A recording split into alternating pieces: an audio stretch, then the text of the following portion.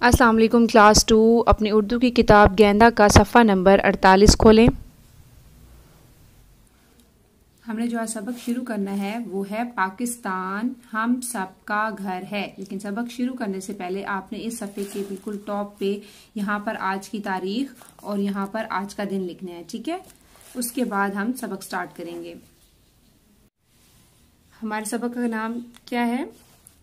पाकिस्तान हम सब का घर है, ठीक है। पाकिस्तान हम सब का घर है। सबक शुरू करेंगे, मेरे साथ साथ आपने रीडिंग करनी है। जो नाम वही पहचान, पाकिस्तान पाकिस्तान। अली गाता हुआ घर में दाखिल हुआ।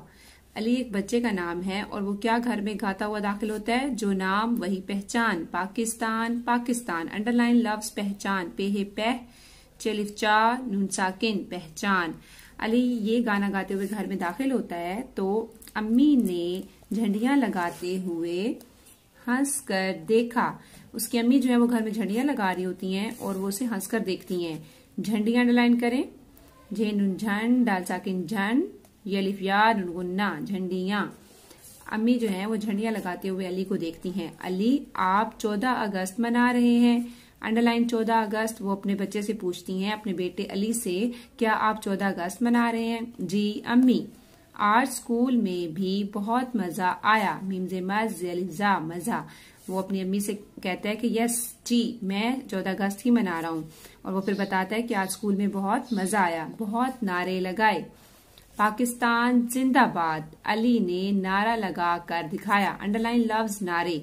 वो अपनी अम्मी को बताता है कि हमने बहुत सारे नारे लगाए और फिर वो नारा लगाकर भी दिखाता है। अम्मी ने हंसते हुए उसे अपने साथ बिठाया और पूछा, पाकिस्तान किसका नाम है? ये देखिए यहाँ पे सवालिया निशान है, इसका मतलब है वो पूछ रही हैं। अब क्या हुआ कि उसकी अम्मी जो है उसे अपने साथ बिठाती हैं और पूछती हैं, पाकिस्तान किसका नाम है? अली ने कुछ देर सोचा। अली सोचना शुरू हो गया। पता नहीं अम्मी, उसे मालूम ही नहीं होता। अंडरलाइन लफ्ज हंसते। अम्मी ने हंसते हुए उसे अंडरलाइन करे, हेनुन हंस सीन साकिन हंस ते बढ़िए ते हंसते।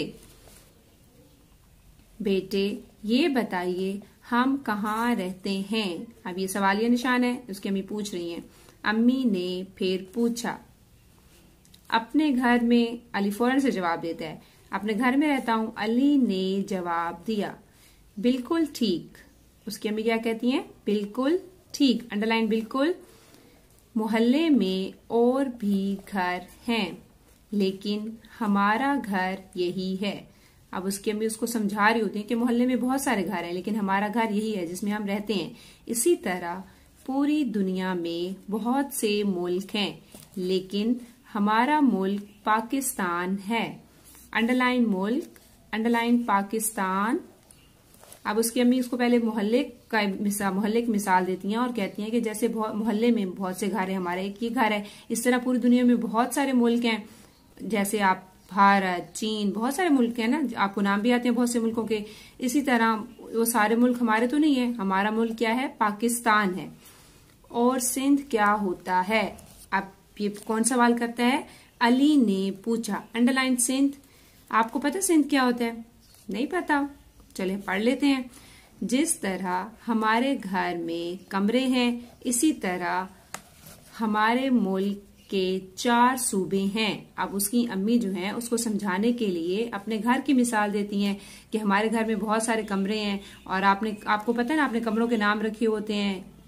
किचन का कमरा बना हुआ होता है, किचन होता है, बेडरूम होता है, वॉशरूम होता है। ये सारे कमरे, छोटे बड़े कमरे बने हुए होते हैं और हमने इनके नाम रखे हुए होते हैं।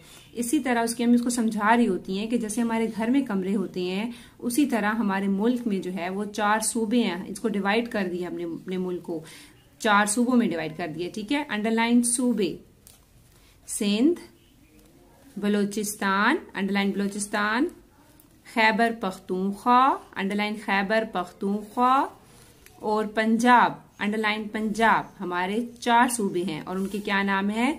सिंध, बलोचिस्तान, खैबर पख्तूनख्वा और पंजाब। अली गौर से सुन रहा था। उसने फिर पूछा, अम्मी हमारी प्रिंसिपल ने अपनी तकरीर में कहा। अंडरलाइन तकरीर, अंडरलाइन प्रिंसिपल। अब वो अपनी अम्मी को बता रहा है कि उनकी प्रिंसिपल ने क्या कहा कि हमें अपने मुल्क की खिदमत करनी चाहिए। अंडरलाइन खिदमत। इसका क्या मतलब होता है? अब यहाँ पर आप इसको मार्क कर दें। आपकी रीडिंग यहाँ तक है। यहाँ तक आपने सफ़े की पढ़ाई करनी है दोबारा से, ताकि आपको अच्छी तरह से पढ़ना आ जाए। Thank you so much.